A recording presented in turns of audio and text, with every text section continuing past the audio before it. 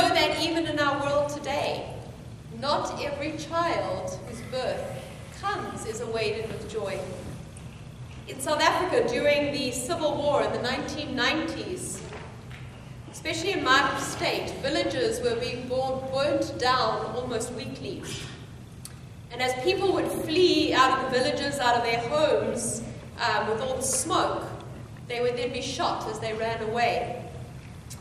And with all the gunshots and the smoke in all the villages, people would just run, and children were separated from parents in all that commotion. And sometimes they never found each other. They never knew whether somebody had been shot, whether somebody had made it. People got separated. In my state, during those few years, pregnant women really had no place to give birth to a child. There was nowhere that was safe. And even if they gave birth, very often homes had been burnt down, and so they had nowhere left to raise that child. And so children were being left at the most horrendous rate. You'd come to church and there would be a child on the doorsteps of the church. Hospitals, people would go and give birth in a hospital and just leave because they had nowhere to take the new baby to. Anyway, schools, babies were being left in schools. In most of the hospitals where they had, in the little NICU units, how they have the little, what do you call those little things that a baby sleeps in? Cots. They're little cots, and that there'd be 5 children, up to 5 children in one little cot. In fact, that was how my son was found. John, most of you know John. John was found on a railway line. His birth mother had given birth, obviously had nowhere to take him or couldn't do anything, and so he was left for 8 hours on the railway line until some children who were playing found him. And he was naked. He hadn't been fed since the time he was born, and so they called the police, and the police took him to the hospital. That's how Shekinah was born. Shekinah's birth mother managed to make it to the hospital, gave birth, but obviously knew she had nowhere to take the child, and so left. We often say life is hard, right? All of us know this. Life is hard. But for some people, it is unbelievably hard. Most of us cannot even begin to imagine these things. Can you imagine what Mary and Joseph had to go through?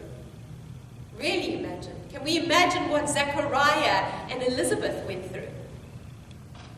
Can you imagine giving birth to a son and then all those children are to be killed? Being pregnant and on the street because of circumstances that you could never have predicted or had no control over. Raising children when you have no income, no welfare, no social security, nothing coming in month after month. We can't even imagine never being able to buy a child a birthday or a Christmas present. And yet the reality is too many children in our world face unimaginable violence and poverty. Jesus himself was born into a genocide of small, tiny babies, simply so one man could hold on to power. His cousin was miraculously saved, but Joseph lost his father, Zechariah. Thankfully, Jesus and his family managed to escape, and so they flee as refugees to Egypt.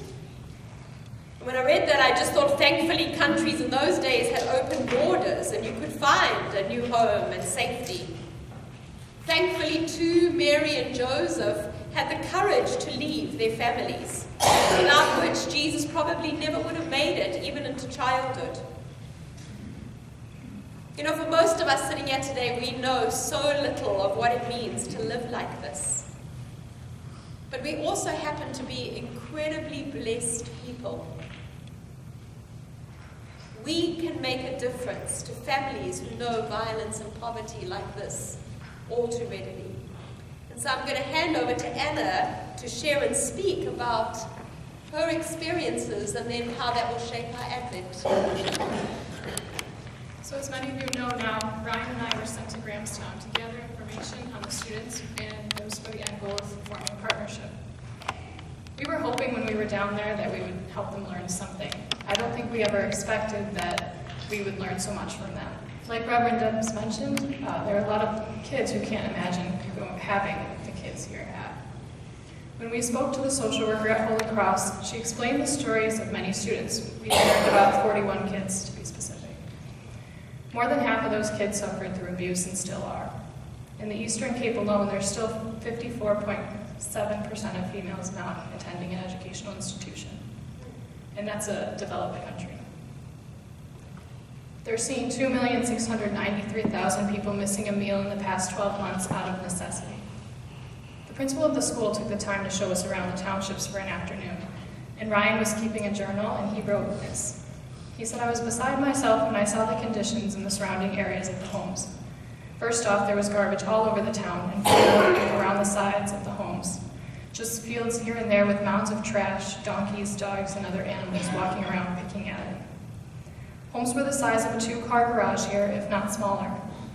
And they would house the mothers, fathers, kids, grandparents, cousins, and maybe more. It was really hard to believe that the people could actually live in these conditions." From these words, I think you can see that these kids are coming from less than ideal circumstances, but one thing I noticed is that they seem to have the most joy, respect, and gratitude of anyone I'd ever met. They were smiling quite literally ear to ear. You can see that there. There are 71 students at the Holy Cross School. They have 4 beat-up balls and 3 bikes. It doesn't seem to matter to them. They don't know anything different. They find a way to use trash bins and tires in their playground for recess. I like to share the following story because I think it illustrates just how grateful and kind the students are. One day, Ryan had left to get himself lunch, and I stayed back to chat with the kids, who were eating lunches themselves. There was a grade 3 student, Kamba, who's pictured up there. She came up to me and she asked me, "Susanna, did you eat?" I told her that I was fine, I was going to eat after they left. She had a sandwich in her bag, and she was not happy with my answer. She offered me the sandwich time and time again, and I told her I was fine time and time again. She definitely wanted the food, but she was so willing to give it up without even thinking twice. She taught me compassion. When I used to go to Vacation Bible School as an elementary-age student, besides the songs that get stuck in your head, one thing that stuck with me was the God sightings. They taught us these, and every morning we'd come in and we'd write what was our God sighting for the day. These were essentially looking for evidence of God in our daily lives. They would teach us things like a sunset or a person's laugh. In South Africa, God sightings were everywhere. Kamba and her sandwich, Lucinelli and his dancing, Yolani's smile. It was so obvious to me that those were God sightings. You couldn't miss them. I read in the newsletter from Love Must Act that charity is doing things for others.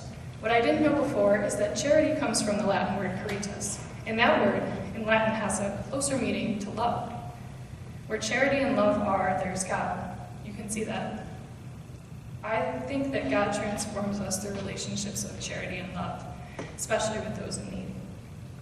I also think part of our job is not just to listen to the stories and have empathy, not to say we've done something good, but to have a true relationship. Why should you give your own blessings from your heart to this cause? When Ryan and I were in South Africa, I think both of us realized that the why was right in front of us. It was the 71 children that changed our lives. Many of the students at Holy Cross are overcoming challenges you wouldn't imagine a 5 or 6-year-old dealing with. Some facing abusive families, physical, sexual, emotional abuse, some dealing with health concerns, many living with HIV, many without parents. So to answer that question from before, I would say Holy Cross School, that's where love is, that's where hope is, and I think your why could be one of these children.